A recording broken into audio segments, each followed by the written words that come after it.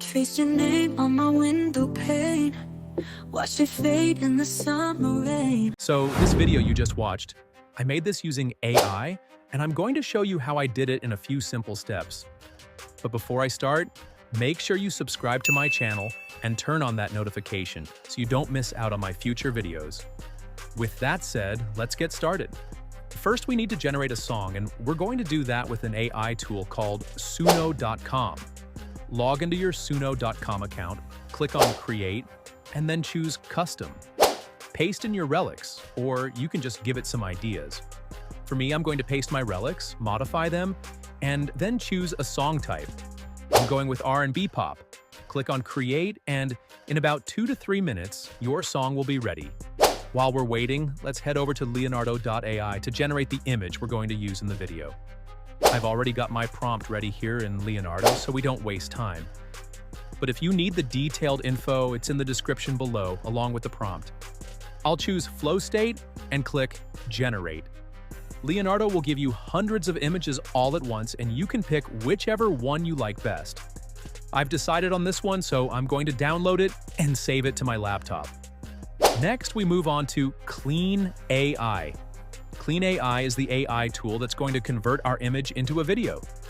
Simply go to the site, click on AI video, then upload your image. Paste in the prompt, which is also in the description below. Choose how long you want the video to be, and then paste in the negative prompt. Once that's done, click Generate. It'll take about 2 minutes. While we're waiting for Kling AI, let's check on our song from Sync.so. It's ready. Let's go ahead and download and save it to our computer. Now back to Kling AI. Once the video is ready, download it without the watermark and save it to your computer. After that, head over to a tool called Video Frame Extractor. This AI tool will help us grab frames from the video. Upload your video here and type in how many frames you want. I'll type in my number, scroll to the last one, and download that frame. The reason we download the last part is that we're going to use it to generate a 10-second video continuation from where it ended. This makes the transition smoother when generating different videos, and Kling AI makes it easy. Now download that image, head back to Kling AI, and upload the new image. We need to make the prompt more consistent and give the character some emotion. I'll make a few adjustments, and those changes will be in the description below. Leave the negative prompt as it is and click Create.